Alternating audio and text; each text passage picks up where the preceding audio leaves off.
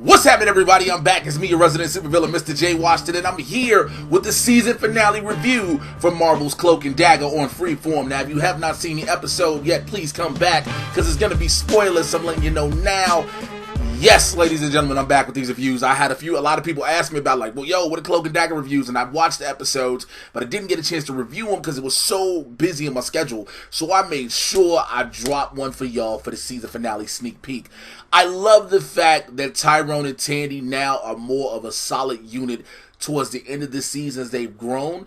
To watch them together and Ty having to go to, excuse me, let me be a professional. Ty having to go to Evita to help them catch Andre, because Andre's got people disappearing left and right. Straight up for a second, I didn't think it was Andre. I literally was like, oh shit, did they really do the snap on Cloak and Dagger? But Andre has him in his own dimension, and the only person that helped him get there is Evita, and Evita already has this thing with Ty because they didn't broke up. She's like, yo, I don't really want to help you, but the fact that Ty and Tandy talking right by the door, she was like, you know, this whole door is made of wood slits, and I can hear y'all. I can hear you. But the way she nails down the hoodie to show Ty that he can control his abilities without having the hoodie on is so dope. And when they go into this alternate dimension, he has the cloak on, which it's a future indication of what it's going to look like. It's going to be a blend of the cloak we saw in season 1 with the hoodie now. And that's kind of dope. And Tandy having on her white dress. And also, you know, them having to Tandy having to understand about herself and starting to believe in herself more. Ty telling her, yo, you give people hope.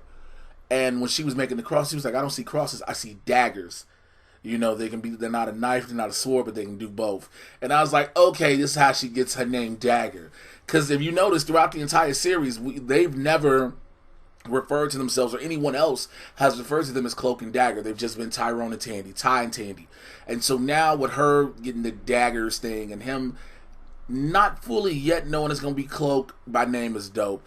But when they go and they see Andre in the jazz club playing the trumpet that has everybody hypnotized and everybody just in the trance and where he wants them, and he's feeding off of them, and it's so dope. And then they try to run up on him, and he sends them to go face their worst fears. And what's everybody's worst fear 9 times out of 10 is yourself. So Ty has to face the perfect version of himself. If he'd have never followed on after the death of his brother and trying to figure out everything that was going on, what his life would have been like.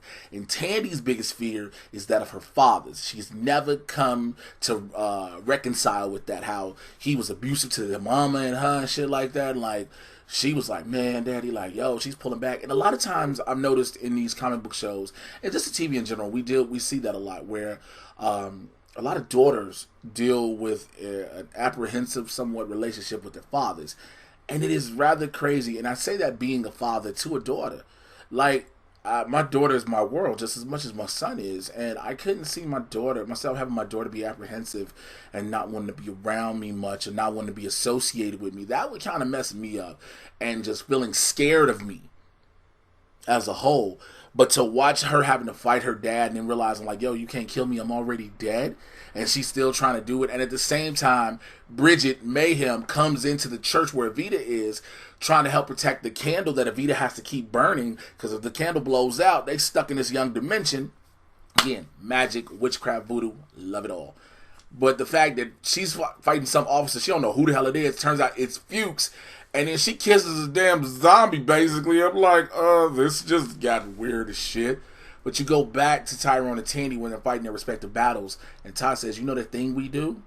We need to do that. And she's like, that thing? Oh, yeah. And they basically find out they're stronger together battling like that. And so it goes back and forth until finally Ty ends up telling him the perfect version of himself, I don't have to be you. I can handle my problems. I can deal with the obstacles that come in life and overcome them.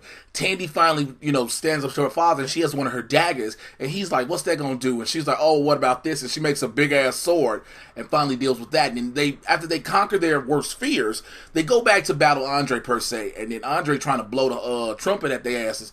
They catch him with some daggers, and Tandy goes up and throws daggers of light at the people sitting in the crowd, and Andre's like, you missed. She's like, no, I didn't. All people need is a little bit of hope. So she gives him hope, and then basically doing that, they end up stabbing him some more because he loses his power. When people lose their hope, Andre loses his power. And so giving them stabs and stab, you know what I'm saying, and then kill him.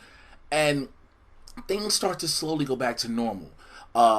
Ty and Tandy come back to the church, and Tandy asks Bridget for a favor, which is basically getting Ty exonerated for the crime of killing the cop back in the day. And so now everybody's kind of going back to life the way it was. Bridget is still mayhem, solving crime in a crazy-ass fashion. But Tyrone and Tandy leave. They leave New Orleans to start anew because Bridget gave them some information about some kids on the beach that had died and they need some help. So the last shot you see is them on a bus heading out of New Orleans. The question is, where will they end up for season 3? Now, there's been a bunch of talk about them crossing over with the Runaways on Hulu, and I think that is possible. They could end up voyaging west and ended up in California somehow, Los Angeles.